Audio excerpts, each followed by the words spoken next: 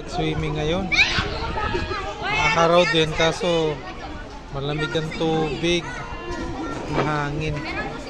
Dito lang to sa may Dati Garden, San Sebastian. Yan, mapuno rin sa gilid oh. Dito sa likod isang malawak pa ito na damuhan.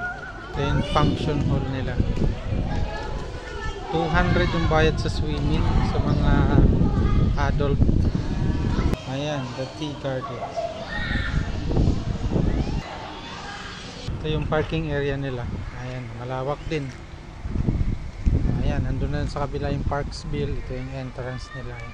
Boundary lang po ito ng Imos at Kawit. Ayan, pauwi na ako at may pasok pa tayo sa trabaho. May lawak ng kalsada nila dito. Papasok ito ng Parksville. Ayan, ito, palabas na rin naman ako dito. So at Bincola Avenue na to guys. Ayan guys, ang circle namin. Okay, yun lang guys. Maraming